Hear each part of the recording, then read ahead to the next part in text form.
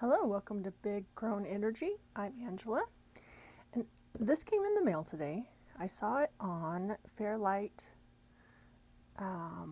something channel. She's featured a couple times, and I just fell in love with it. So I got it today, and I have feelings. They are awesome feelings, but it's evoking a lot of emotion in me. So what it comes down to is this deck as deep as I think it is? Am I too old for this deck? Am I wanting this deck to be something it isn't? And am I not smart enough for this deck? So those are kind of the things, all the feelings I'm feeling with this deck. So let's take a look at it. It's kind of a manga art style. The guidebook is very well. It comes in a two-part. It says, "The absurd feast has begun. Hail to my mad and yearning soul." So this deck definitely vibes with the 90s me. And I don't know if it's because I'm an empty nester, so I'm trying to relive the 90s again. But this is giving me all the feels. So yeah, the guidebook is awesome. It's a full picture.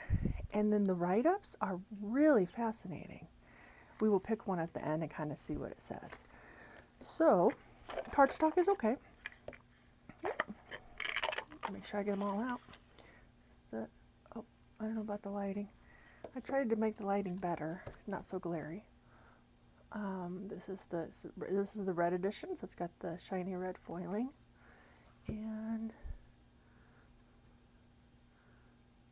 yeah, sorry. Okay, so here's the full. Here's the backs. The magician. Some words that are hard for me. The high priestess. The empress. I'm telling you, words are hard. The emperor. Now, all the characters are in here are female. The hierophant. The lovers. The chariot. Strength. Hermit. Wheel of Fortune. I do love this Justice card. It's probably one of my favorite ones in the deck. The Hanged Man. Now there's two deaths, and the book kind of had something about them. So this is Death Origins, and this one is Death Nirvana. So this one, it's little up here, the little like right up is death is life. All beings worship me as a god, ringing the bell for rebirth. And then kind of like a poem explaining the definition. And this one is life is predetermined fall. Don't look back, it's time to leave.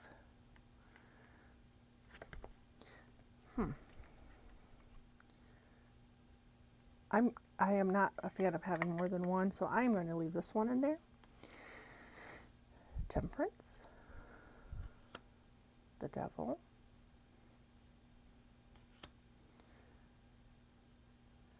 See, this to be the tower, I mean, without having the title, I wouldn't know it was the tower. But then I look at it and say, it's got to be some bigger meaning. Like, I'm just missing the point. Star. The moon. The sun. Judgment. The world. And then there's some extra cards, which I do adore. Anxiety. Legit. These I will actually keep in there. But I guess when I said I don't like two of like the actual 78 cards. Be yourself. And now we're going into the wands.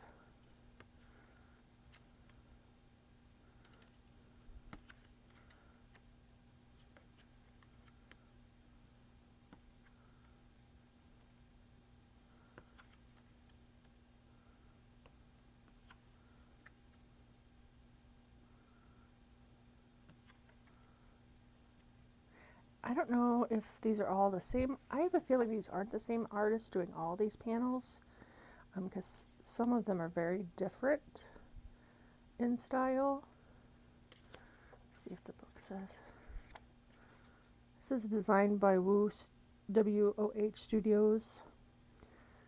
So I got this from Vermilion Collection. So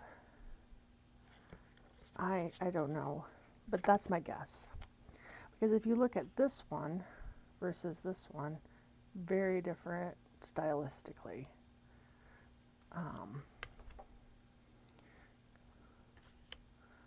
And again, I mean, same type. I mean, it's very manga-like, but just different. Now we're into the wands. One of the cards I look to see in particular in a deck that can make or break a deck is the Three of Swords. And I think this is a very good depiction of it. I do like that one. The sword suit is one of those ones that are particularly keen to, and their interpretations of how they do the cards can make or break a deck for me.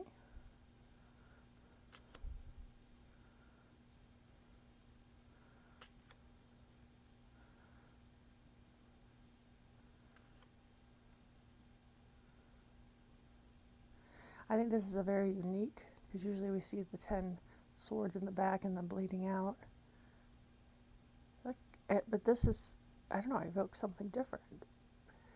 I mean, than the typical image, but yet, you know, I don't know. I think you can look into that and really do some soul searching into something like that instead of being so obvious.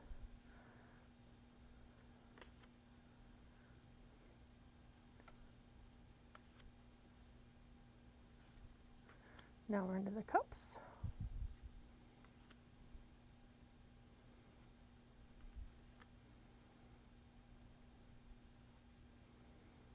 I think the Three of Cups is pretty funny because, you know, you and all your crazy friends. Now this one's interesting. Are they being pushed? Or are they being saved?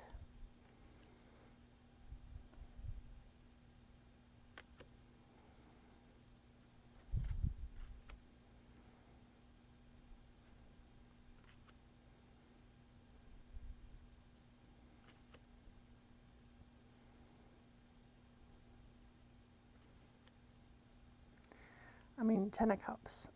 How does this evoke Ten of Cups? I don't know. But it does.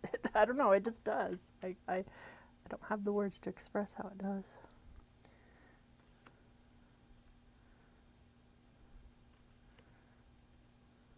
And there's little eggs in there. Like, look at that.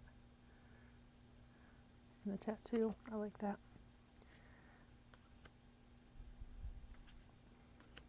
Now the Pentacles.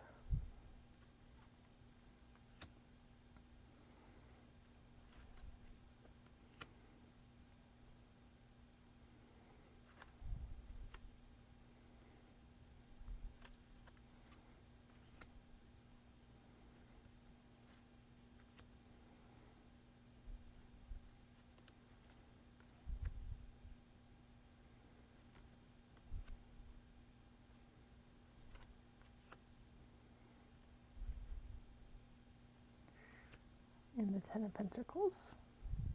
I get this. I get this as a Ten of Pentacles.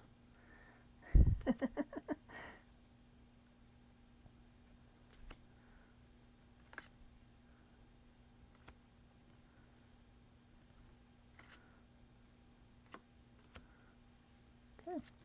So that is the Soul Splash deck. Now I'm going to push this stuff away. I'm going to show you how I initially bond with the deck. So I take it and I set it down and I make sure, this is how I get a good, and then I flip them to a different one and I set them down, go through all these piles. So I make multiple piles, flip it a little bit more,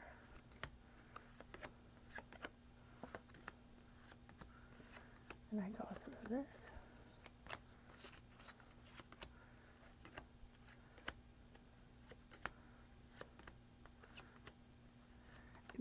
And typically, like the Be Yourself at the Lost, I wouldn't keep in a deck. I very rarely, this would be the second time I've kept extras like that. Oh, I got myself.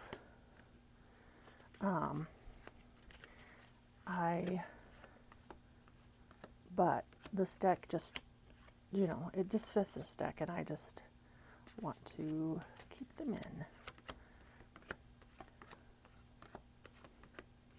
Who doesn't love the sound of these cards? The tactile experience. I love it.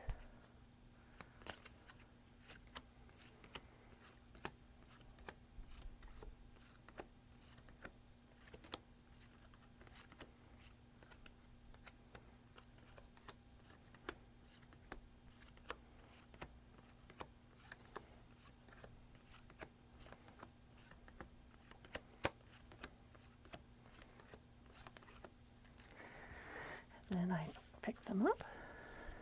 I am not I can a normal deck of cards riffle shuffle very well. I never thought I had small hands, but I gotta have medium to small hands. Let's see if this can be riffled. See what I mean? Oh, it can be riffled very nicely. Cool.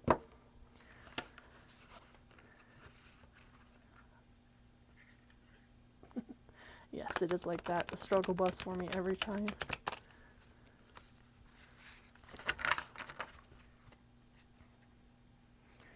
Oop. See if we can get a card.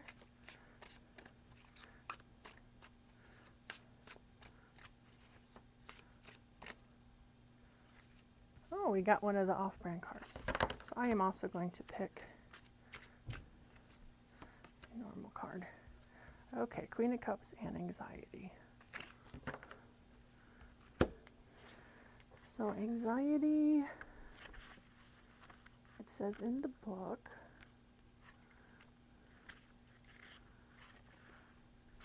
at 3:30 a.m., the chokehold is confined to my throat.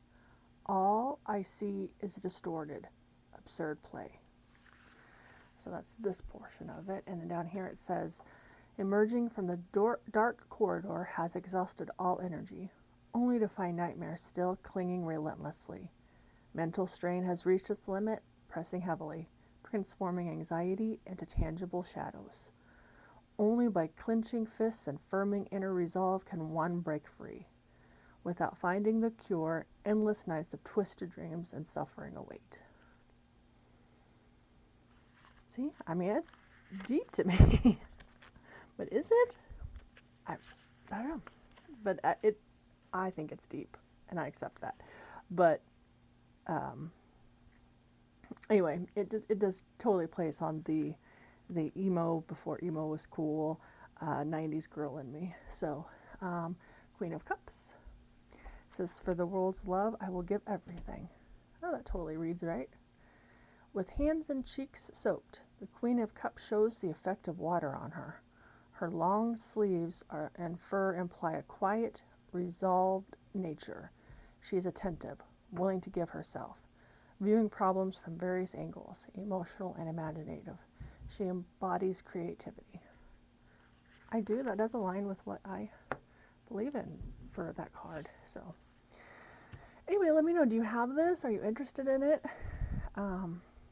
What do you think of it? Do you think that it's deep? Do you think that it's silly? Do you think that the artwork is too garish?